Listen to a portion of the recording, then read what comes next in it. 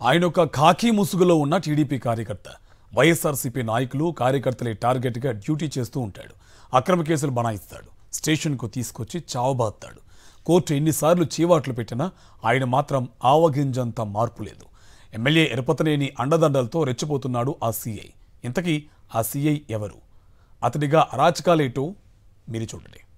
ఈ ఫోటోలో కనిపిస్తున్న వ్యక్తి పేరు పొన్నూరు భాస్కర్. వైఎస్ఆర్సీపీ నేతలు కార్యకర్తలను చావబాదడానికి ఏరికోరి పొన్నూరు భాస్కర్ కు గురజాల సీఐగా పోస్టింగ్ ఇప్పించారు గురజాల ఎమ్మెల్యే ఎరపతనేని శ్రీనివాసరావు. గురజాల మండలంలో యాక్టివ్గా ఉన్న వైఎస్ఆర్సీపీ కార్యకర్తలను గుర్తించడం, వారిని పోలీస్ స్టేషన్ కు పిలిపించి చావబాదడమే పనిగా పెట్టుకున్నాడు ఈ సీఐ. తాను చేసే ఘనకార్యాన్ని సెల్ ఫోన్ లో టీడీపీ నాయకులకు లైవ్ లో చూపించినట్టు ఆరోపణలు ఉన్నాయి ఈ సీఐపై. టీడీపీ నాయకులు సంతృప్తి చెందే వరకు వైఎస్ఆర్సీపీ నాయకులను చావబాదేవాడు. ఒక్క ముక్కలో చెప్పాలంటే గురజాల స్టేషన్ అడ్డాగా టీడీపీ నేతలు లెక్కలేనన్ని దందాలు, దౌర్జన్యాలు చేశారు. 6 నెలల క్రితం వైఎస్ఆర్సీపీ సోషల్ మీడియా ప్రతినిధులు రాజశేఖర్ రెడ్డి, బాబులను పిడుగురాళ్ల పోలీసులు అరెస్ట్ చేసి గురజాల పోలీస్ స్టేషన్ కు తీసుకువెళ్లారు. అప్పట్లో గురజాల సీఐగా పనిచేసిన పొన్నూరు భాస్కర్ 2 కానిస్టేబుళ్లను వీరిద్దరి కాళ్లపై నిల్చోబెట్టి అరికాలపై లాఠీలతో కొడుతూ చిత్రహింసలకు గురిచేశాడు. ఇది వివాదాస్పదం కావడంతో వెంటనే గురజాల ఎమ్మెల్యే ఎరపతనేని పొన్నూరు భాస్కర్ ను గురజాల నుంచి దాచేపల్లి సీఐగా పోస్టింగ్ ఇప్పించాడు.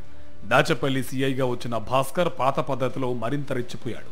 దాచేపల్లి మండలంలో వైఎస్ఆర్సీపీ నాయకులు కార్యకర్తలను అర్ధరాత్రి తీసుకురావడం, చావబాదడమే పనిగా పెట్టుకున్నాడు. కొన్నాళ్ల కిందట సోషల్ మీడియా యాక్టివిస్ట్ పాలేటి కృష్ణవేణిని హైదరాబాద్ లో అరెస్ట్ చేసి రాత్రి మొత్తం దాచేపల్లి పోలీస్ స్టేషన్ లో ఉంచి చిత్రహింసలకు గురిచేశారు. కృష్ణవేణిని చెప్పుకోలేని మాటలతో దుర్భాషలాడి మానసికంగా టార్చర్ చేశాడు. కృష్ణవేణికి న్యాయ సహాయం అందించడానికి న్యాయవాదులు వెళితే స్టేషన్ గేటుకి బేడీలు వేసి లోపలికి ఎవరిని రానియకుండా తన సైకో ఈజాన్ని ప్రదర్శించాడు సీఐ భాస్కర్. కృష్ణవేణిని గురజాల కోర్టులో హాజరుపరిచిన సమయంలో న్యాయమూర్తి వద్ద సీఐ భాస్కర్ వేధింపుల గురించి వివరించారు. చెప్పినట్లు వినకపోతే తన భర్తపై గంజాయి కేసు పెడతానని బెదిరించాడని మెజిస్ట్రేట్ దృష్టికి తీసుకొచ్చింది. పొన్నూరు భాస్కర్ వేధింపులన్నింటినీ న్యాయమూర్తి రికార్డ్ చేసి వివరణ ఇవ్వాలంటూ సీఐకి ఛార్జీ మెమో జారీ చేశారు. అయినా సీఐ భాస్కర్ తీరు మారలేదు. దాచేపల్లి మండలం తంగడికు చెందిన వైఎస్ఆర్సీపీ నాయకుడు ఎల్లయ్య కొడుకు హరికృష్ణ కూటమి ప్రభుత్వం వచ్చినప్పటి నుంచి గ్రామానికి దూరంగా తెలంగాణలో ఉంటున్నాడు. లారీ డ్రైవర్గా పనిచేస్తున్నాడు. హనుమాన్ జయంతి సందర్భంగా గ్రామానికి వచ్చాడు.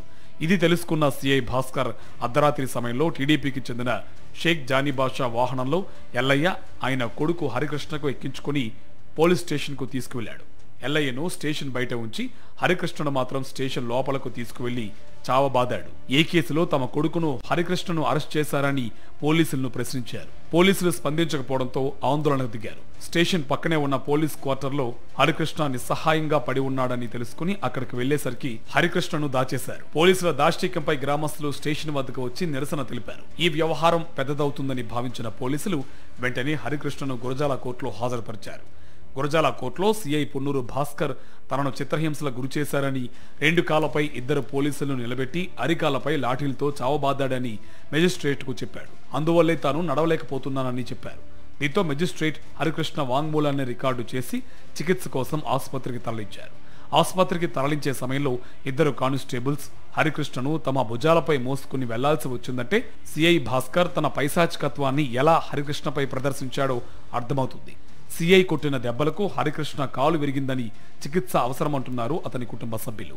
అయితే పోలీసులు మాత్రం డాక్టర్లను మేనేజ్ చేసి అన్యాయంగా గురజాల సబ్ జైలుకు పంపారని ఆరోపిస్తున్నారు. కేవలం వైఎస్ఆర్సీపీ కార్యకర్తల్ని టార్గెట్ గా చేసుకుని బరితెగిస్తున్న సీఐ భాస్కర్ ను సస్పెండ్ చేయడంతో పాటు క్రిమినల్ కేసు నమోదు చేయాలని వైఎస్ఆర్సీపీ డిమాండ్ చేస్తుంది.